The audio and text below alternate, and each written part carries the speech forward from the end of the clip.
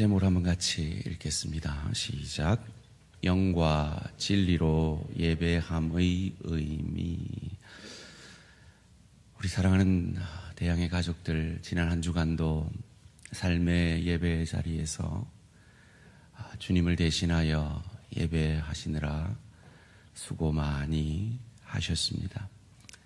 하나님이 여러분의 그 수고를 기억하여 주실 줄 믿습니다. 일주일 동안 참 가정 일터에서 수고하시고 피곤하실 텐데 이 시간에 여기 왜 앉아 계십니까? 이 귀한 시간 이곳에 나와왔다면 우리가 여기 왜 앉아 있는지는 알고 앉아 있어야 되지 않으시겠습니까? 여러분, 지금 정직히 자기 마음을 한번 돌아보십시오. 어떤 마음으로 이 자리에 앉아 계십니까? 그리고 여러분 자신에게 한번 물어보십시오. 이런 마음으로 예배 드릴 때 하나님이 이 예배를 흠양하실까, 기뻐 받으실까 하고요. 하나님은 구약의 모세를 통해 예배하러 나올 때, 제사하러 나올 때 빈손으로 오지 말라라고 출애굽기 23장 15절에서 이렇게 말씀하셨습니다. 출애굽기 23장 15절 말씀입니다. 너는 무교병의 절기를 지키라. 내가 내게 명령한 대로 아비벌의 정한 때에 이레 동안 무교병을 먹을지니 이는 그달에 내가 애굽에서 나왔음이라. 빈손으로 내 앞에 나오지 말지니라. 빈손으로 나오지 말라 그랬는데 여러분의 손에는 무엇이 들려 있으십니까? 출애굽기 34장 20절에도 이렇게 우리에게 말합니다. 나귀의 첫 새끼는 어린 양으로 대속할 것이요 그렇게 하지 아니하려면 그 목을 꺾을 것이며 내 아들 중 장자는 다 대속할지며 빈손으로 내 얼굴을 보지 말지니라. 빈손으로 내 얼굴을 보면 목을 꺾어버린대요. 물론 제사 드리는 자의 목을 꺾는 게 아니라 자기 집의 첫 재산, 첫 그 나귀 소생을 꺾어버릴 것이라고 합니다. 사랑하는 성도님들, 여러분은 여러분의 손에 무엇을 들고 이 예배자의 자리에 나오셨습니까? 여러분, 우리는 예배 때마다 이 요한복음 4장 24절, 오늘 우리가 읽은 본문을 늘 듣습니다. 그런데요, 이전 개역 개정 성경과 이 바뀐 성경, 개역 한글은 조금 표현이 다릅니다. 어떻게 다른지 한번 살펴보겠습니다. 먼저 개역 개정으로 함께 한 목소리로 읽도록 하겠습니다. 시작. 예배하는 자가 영과 진리로 예배할지니라. 예배하는 자가 영과 진리로 예배할지니라 라고 바뀐 성경은 말합니다. 그런데 이전 성경은 뭐라고 표현했는지 함께 한 목소리로 개역 한글판을 읽겠습니다. 시작. 하나님은 영이시니 예배하는 자가 신령과 진정으로 예배할지니라. 아멘. 저는 이 개역 한글에서 개역 개정판으로 바뀐 표현 가운데 이 요한복음 4장 24절이 가장 잘 바꿨다라고 생각을 합니다. 이전 개역 한글판에 그 신령과 진정으로 예배해야 할 때 여러분의 마음의 느낌은 어떠십니까? 내가 예배할 때 정성을 다해서 하나님 앞에 온전한 마음으로 드려져야 한다라고 우리의 마음이 느껴지실 겁니다. 참 맞는 말씀인데 오늘 본문의 원문의 그 뜻과는 조금 차이가 있는 말씀입니다. 오히려 영과 진리로 예배할지니라 하는 이 표현이 훨씬 원문에 가까운 표현이기 때문입니다. 영과 진리로 예배한다는 건 어떤 의미일까요?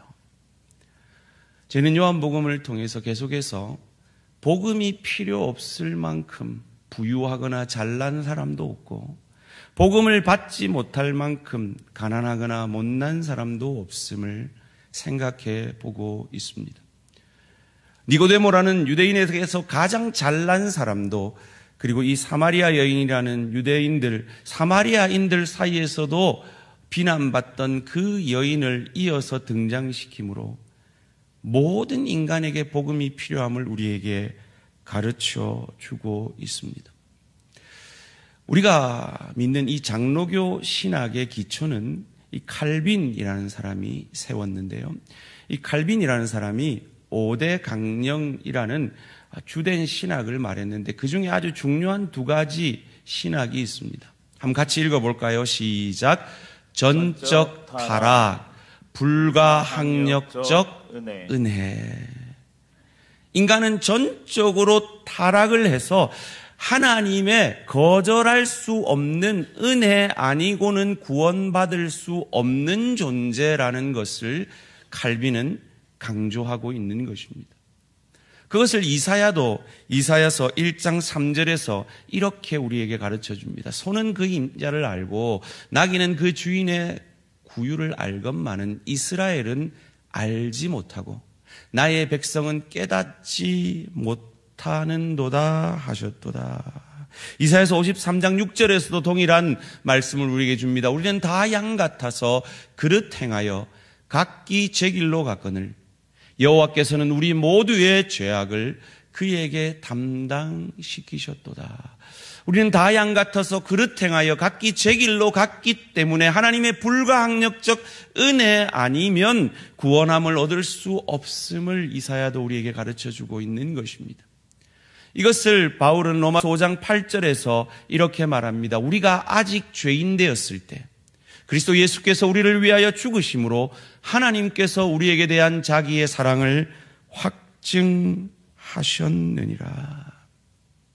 이 제임스 보이스라는 신학자가 정말 인간 같지 않은 인간에 대해서 저 사람은 짐승 같다라고 하는 표현은 짐승을 모독하는 것이다 라고 인간의 그 죄된 상태를 설명합니다. 유대인 가운데 가장 잘난 그 니고데모도 중생을 거듭남을 얘기하는데 엄마 뱃속에 다시 들어가야 돼요 라고 묻고, 지금 사마리아인에게 끊임없이 영원히 목마르지 않는 영혼의 샘물을 주시려고 하는 예수님의 말씀에 끊임없이 세상이 주는 그 물을 생각하며 답하는 이 사마리아 여인의 대화가 바로 그러한 대화인 것입니다.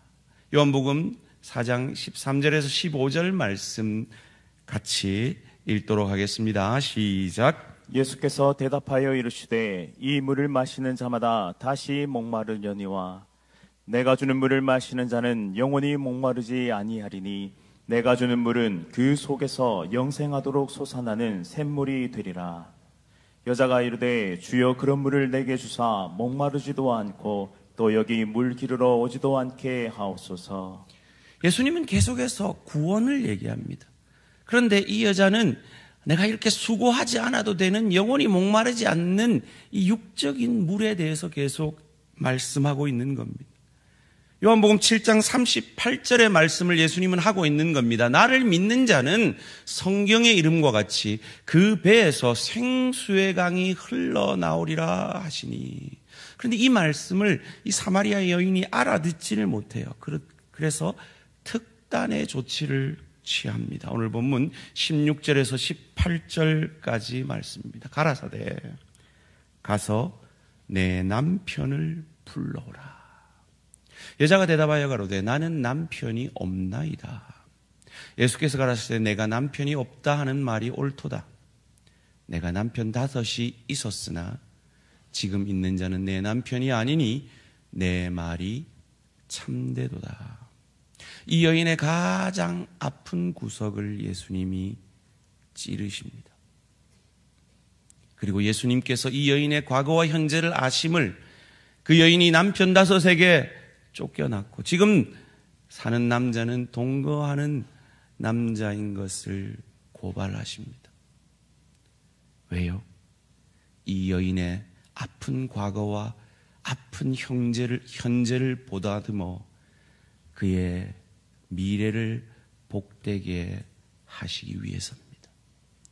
그제서야 이 여인이 자기에게 말하는 이 생수를 말하는 이 사람이 보통 사람이 아닌 것을 알아차립니다. 19절 말씀입니다. 여자가 가로되 주여 내가 보니 선지자로소이다. 그제서야 이 여인은 영적인 것에 관심을 가지고 이어지는 20절에서 이렇게 고백합니다.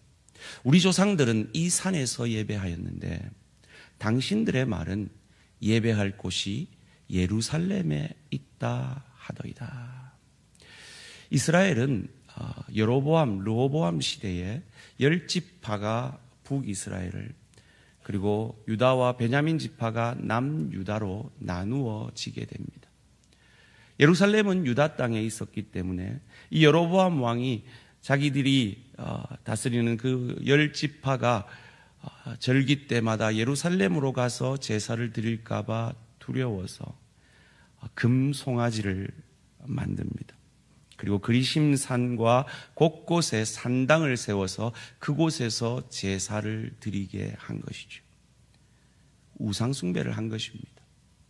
그렇다면 예수님은 이 질문에 그리심산에서 예배하는 것이 옳습니까? 예루살렘에서 예배하는 것이 옳습니까? 라는 이 여인의 질문에 당연히 너희는 우상숭배를 하고 이 예루살렘에 와서 예배를 드려야 한다, 제사를 드려야 한다 하셔야 하는데 전혀 뜻밖의 말씀을 이어지는 21절 말씀에서 하고 계십니다. 예수께서 이르시되 여자여 내 말을 믿어라. 이 산에서도 말고 예루살렘에서도 말고 너희가 아버지께 예배할 때가 이르리라. 이상하지 않습니까? 그리심산은 우상숭배한 것입니다. 그러니까 거긴 틀렸어. 참 하나님을 예배하는 예루살렘에서 예배해라고 해야 되는데 그러하지 아니하고 예루살렘에서도 말고 너희가 하나님 앞에 예배할 때가 올 것이다 라고 장소가 아니라 때를 말씀하고 있습니다. 그러면서 이어지는 본문 가운데 마치 유대 민족 우월주의적인 것 같은 말씀을 하십니다. 22절 말씀입니다. 너희는 알지 못하는 것을 예배하고 우리는 아는 것을 예배하노니 이는 구원이 유대인에게서 남이라. 이게 무슨 말입니까? 방금 장소가 중요한 게 아니라 때가 중요하다라고 말하다가 갑자기 구원이 유대인에게서 난다라고 말합니다. 이게 무슨 말입니까? 즉 오실 메시아 그리스도는 다윗의 자손 유다 지파를 통해서 이 땅에 올 것이다 라는 말씀이십니다. 그리고 이어지는 그 유명한 말씀, 우리가 예배 때마다 듣는 말씀을 해주십니다. 23절 24절 함께 읽습니다. 시작. 아버지께 참되게 예배하는 자들은 영과 진리로 예배할 때가 오나니 곧 이때라. 아버지께서는 자기에게 이렇게 예배하는 자들을 찾으시느니라. 하나님은 영이시니 예배하는 자가 영과 진리로 예배할지니라. 아멘. 여러분, 하나님께 영과 진리로 예배한다는 건 어떤 의미입니까? 영과 진리로 예배할 때가 온다는 건 언제입니까? 여러분 알고 계십니까? 이 사마리아 여인은 알고 있었습니다. 이어지는 25절 말씀입니다. 여자가 이르되 메시아 곧 그리스도로 하는 이가 오실 줄을 내가 아노니 그가 오시면 모든 것을 우리에게 알려주시리이다. 장소가 중요한 것이 아니라 영과 진리로 예배할 때가 오는데 메시아가 오면 우리가 그렇게 될 것을 알고 있습니다 라고 고백합니다. 그리고 예수님이 말씀해 주십니다. 26절 말씀입니다. 예수께서 이르시되 내게 말하는 내가 그라, 메시아라, 그리스도라, 구원자라 하시니라. 이 메시아를 만난, 이 구원자를 만난 감격에 그의 생명줄과도 같은 물동이를 던져두고 그가 그토록 만나기 싫었던 동네 사람들, 그를 조롱하고 그를 박해했던 그 동네 사람들에게 나아가서 복음을 전하는 여인으로 바뀌어 버립니다. 다시 한번 요한복음 4장 24절을 개역 개정판과 개역 한글판을 같이 한번 읽겠습니다. 시작. 하나님은 영이시니 예배하는 자가 영과 진리로 예배할지니라. 개역 한글판은요. 하나님은 영이시니 예배하는 자가 신령과 진정으로 예배할지니라. 사랑하는 성도님들, 우리는 예배를 신령과 진정으로 우리의 마음을 다하여 예배해야 합니다. 그러나 오늘 본문이 말하는 것은 우리에게 더 열심히, 더 간절한 마음으로, 더 뜨겁게 예배하라는 말이 1차적으로는 아닙니다. 영으로, 성령으로 아니하고는 그리스도를 주시라 할 수 없고, 그 성령이 임한 자가 예수를 주로 고백한다면 그 진리 대신 예수를 의지하여, 그 예수의 보혈을 의지하여 하나님 앞에 그 구원을 감사함으로 예배해야 한다는 것입니다.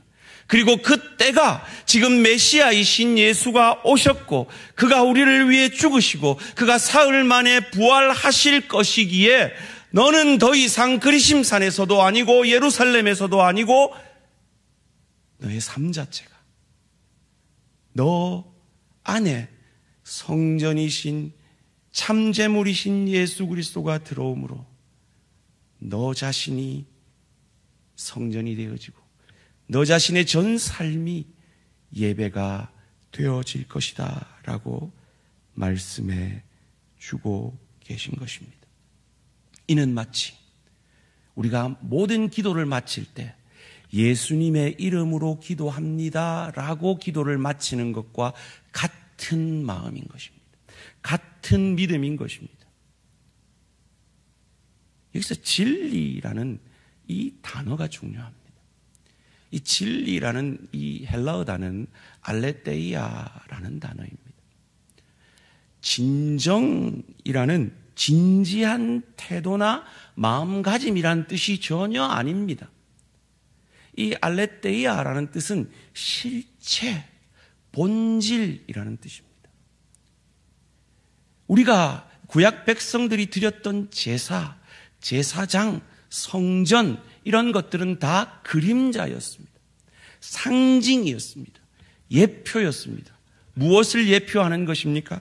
오실 메시아 그리스도 그 완전한 구원자를 상징하는 것이고 예표하는 것이고 그림자로 우리에게 알려주신 것입니다. 이 알레테이아라는 이 단어가 언제 어떻게 쓰였는지를 보면 이것이 실체 본질이라는 것이 더 분명하게 우리에게 와닿습니다. 요한복음에 세 차례가 쓰여 있는데 요한복음 1장 9절 말씀입니다. 참빛 곧 세상에 와서 각 사람에게 비추는 빛이 있었나니 할 때 이 참이라는 단어가 알레테이아입니다. 진짜 빛이라는 거죠. 요한복음 6장 32절에 또한 알레테이아라는 단어가 쓰입니다. 예수께서 이르시되 내가 진실로 진실로 너희에게 이르노니 모세가 너희에게 하늘로부터 떡을 준 것이 아니라 내 아버지께서 너희에게 하늘로부터 참떡 먹으면 사는 그 참떡을 주시나니 할 때 이 참이라는 단어가 알레테이아라는 뜻입니다. 그리고 예수를 상징하는 요한복음 15장 1절에 나는 참 포도나무요 내 아버지는 농부라 할 때 이 참 포도나무라는 이 참이라는 단어가 알레테이아라는 단어입니다. 진리로 예배한다라는 뜻은 예표가 아닌 실체로 예배한다는 뜻입니다. 그림자가 아닌 그 그림자가 상징하고 예표하는 그 실체가 왔다. 그리고 그 실체를 통하여 그 그림자가 이루려는 그 구원이 완성되었다. 그러기에 그 실체를 의지하여서 내게 허락하신 그 구원을 감사하여 드리는 예배가 영과 진리로 예배하는 것입니다. 제가 내일 새벽부터 이제 그 어렵다고 하는 레위기 말씀이 시작이 됩니다. 레위기 1장에 보면 번제를 어떻게 드리느냐가 나오는데요. 묵상하면 묵상할수록 그저 레위기를 읽으면 읽을수록 예수님이 분명하게 드러납니다. 왜냐하면 레위기의 그 상징이 예수님을 실체로 우리에게 보여주고 계시기 때문입니다. 그 예수님께서 실체 되신 예수님께서 이 땅에 오셨습니다. 그리고 그 예수님께서 제물의 안수함으로 그 죄를 전가받으셨듯이 인간의 대표자인 세례 요한에게 안수를 받음으로 온 인류의 죄를 전가받으셨습니다. 그리고 그 제물이 죽임당하듯이 십자가상에서 예수님이 우리의 모든 죄를 지고 죽임을 당하셨습니다. 그 어린 양은 예수님을 오실 메시아를 상징하고 그 어린 양이 죽어짐처럼 예수님도 죽어지셨습니다. 그런데 차이점은 그분은 사흘 만에 그 죽음을 이기고 살아나셨습니다. 그래서 히브리서 기자는 그 살아남을, 그 죽음과 살아남을 영단번에 완전한 제사로 우리를 위해 죽어지신 완전한 제물 되신 예수님을 우리에게 가르쳐 줍니다. 그리고 그 제물을 드린 제사장도 예수님을 상징하는 것입니다. 그래서 히브리서 기자는 히브리서 9장 22절에서 23절 말씀 가운데 이렇게 고백합니다. 함께 읽습니다. 시작. 율법을 따라 거의 모든 물건이 피로써 정결하게 되나니 피 흘림이 없은즉 사함이 없느니라. 그러므로 하늘에 있는 것들의 모형은 이런 것들로서 정결하게 할 필요가 있었으나 하늘에 있는 그것들은 이런 것들보다 더 좋은 제물로 할지니라. 띄워주시고요. 저 모형이 구약시대에 드렸던 제사입니다. 저 샘플, 저 그림자, 그 예표가 구약시대의 성전이었던 겁니다. 그런데 우리는 더 이상 예루살렘 성전에서 예배드리지 않습니다. 더 이상 우리는 제사 드리지 않습니다. 왜요? 예수님께서 더 좋은 제물로 단 한 번 완전한 제사를 우리를 위해 드려주셨기 때문입니다. 그래서 요한복음 2장 19절에서 예수님은 이렇게 말씀하셨죠. 예수께서 대답하여 이르시되 너희가 이 성전을 헐라 내가 사흘 동안에 일으키리라. 그 구원을 상징하는 이 성전이 무너집니다. 그러나 사흘 만에 일으키심으로 단 한 번 완전한 제사로 더 이상 우리는 예루살렘 성전에 가서 절기를 지킬 필요도 없고 양을 잡아서 제사 드릴 필요도 없는 것입니다. 그렇다면 이 시대의 성전은 무엇입니까? 고린도전서 3장 16절 말씀 함께 읽습니다. 시작. 너희는 너희가 하나님의 성전인 것과 하나님의 성령이 너희 안에 계시는 것을 알지 못하느냐. 아멘. 예루살렘 이 AD 70년경에 로마 디도 장군이 예루살렘 성전을 완전히 무너뜨렸습니다.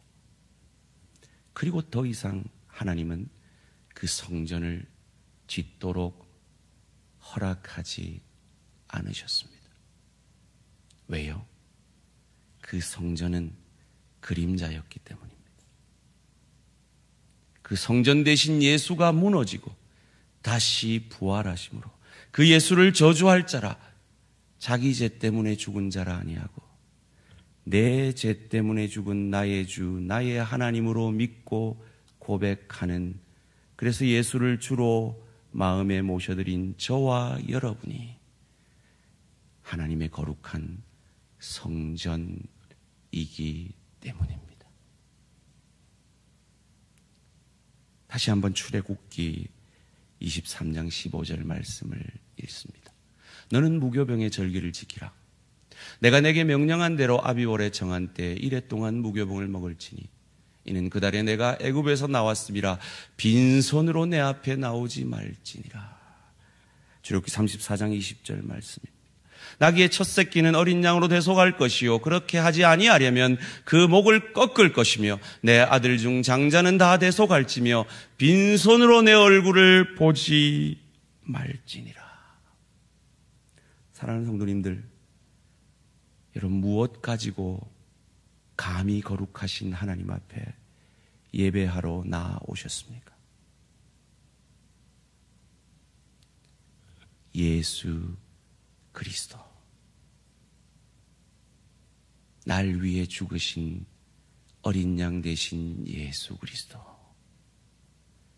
나를 위해 무너뜨려 주신 성전 되신 예수 그리스도를 주인으로 모시고 그 주를 의지함으로 영과 진리로, 진리 되신 예수로 예배하러 나온 줄 믿습니다.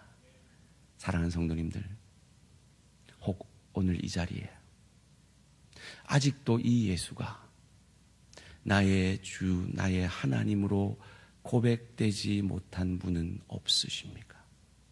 죄송한 말씀입니다만 그렇다면 여러분이 아무리 이 자리를 지켜도 여러분은 예배하고 있지 않으신 겁니다. 하나님이 받으시는 예배는 오직 영과 진리 되신 예수를 의지하여 그 십자가 보혈을 의지하여 나 같은 죄인을 살리신 주님의 은혜에 감사함으로 드려지는 예배를 하나님은 받으시기 때문입니다. 하나님이 받으시는 예배를 드리기 원하십니까? 예수가 그 제물로 상징되어지고 예표되어지고 그림자되어졌던 구원의 완성이신 메시아 그리스도 구원자이심을 믿으시기를, 그리하여 그 믿음으로 말미암아 아무리 내가 못나도, 아무리 내가 가진 것 없어도, 아무리 내가 못 배웠어도, 아무리 내가 지난 한 주 하나님 앞에 부족하고 연약하고 넘어졌어도 내 안에 계신 예수를 의지하고 드리는 이 예배를 하나님이 기뻐하심을, 하나님이 연락하심을 믿으시기를 주님의 이름으로 축원합니다. 사랑하는 성도님들, 혹 제가 처음 드린 그 질문에 여러분 혹시 가슴 아픈 어떤 여러분의 지난 한 주간의 삶이 생각나지 않으셨습니까? 여러분이 끊지 못하고 있는 어떤 죄악이 생각나지 않으셨습니까? 기억하십시오. 하나님의 사랑은, 하나님의 용서의 은혜는 여러분의 넘어짐보다, 여러분의 그 죄악보다 크고 위대하심을 믿으시기를 주님의 이름으로 축원합니다. 만약 여러분이 여러분의 연약 때문에 예배하러 나오지 못하게 한다면, 못한다는 마음을 먹는다면 그건 겸손이 아닙니다. 그것은 교만입니다. 그것은 하나님의 사랑을 내 의와 내 신령과 진정으로 대체하려는 교만입니다. 아닙니다. 우리가 신령과 진정으로 예배 드려야 합니다. 그러나 우리가 하나님 앞에 예배드릴 수 있는 것은 우리의 신령, 우리의 진정, 우리의 열심, 우리의 의로움이 아니라 진리 대신 예수 그리스도의 의로움임을 믿으시기를 주님의 이름으로 축원합니다. 그러기에 하나님 앞에 나아오지 못할 못나고 가난한 자는 없습니다.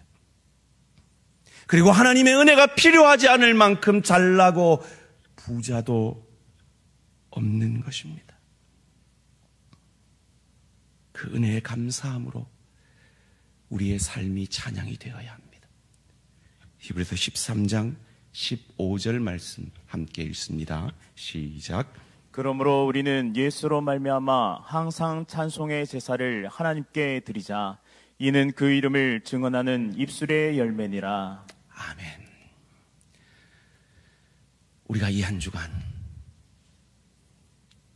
하루를, 이 한 주간을 시작하기 전에 이 한 주간의 첫날인 이 주일날, 이 귀한 시간에 예배하러 나온 이유가 무엇입니까? 2000여 년 전 이 주일에 나를 대신하여 죽은 어린 양 대신 예수가, 나 때문에 무너진 성전 대신 예수가 내 죄를 이기고 부활하신 날이기 때문입니다. 그 부활로 말미암아 내가 아무리 부족해도, 내가 아무리 연약해도, 내가 아무리 신령과 진정으로 예배드리지 못할 만한 부족한 자라도 우리가 하나님 앞에 나아올 수 있었던 이유는 그 우리의 부족을 홀로 지고 그 하나님의 뜻을 온전히 이루신 진리 되신 예수를 우리 안에 선물로 주신 성령으로 말미암아 주로 고백게 된 그 믿음으로 우리는 감히 거룩하신 하나님 앞에 예배하러 나온 것입니다. 이 한 주간 그 주님의 은혜를 기억함으로 주님이 자기가 죽어짐으로 나를 복되게 하셨던 것처럼 여러분의 가정에서, 일터에서, 주의교회에서 나의 죽어짐으로 내 남편이, 내 아내가, 내 부모가, 내 자녀가, 내 동료가, 내 지체가 행복해지며 그들이 나를 통해 예수의 은혜와 사랑을 경험하게 되어지는, 내 힘으로 아니 되는 그 일을 성령의 능력으로 가정사역, 일터사역, 주의교회 사역을 감당해내심으로 내가 얼마나 복받은 자인지를, 내가 얼마나 크신 은혜 받은 자인 것을 증명해내는 저와 우리 모든 성도님들 되시기를 주님의 이름으로 축원합니다.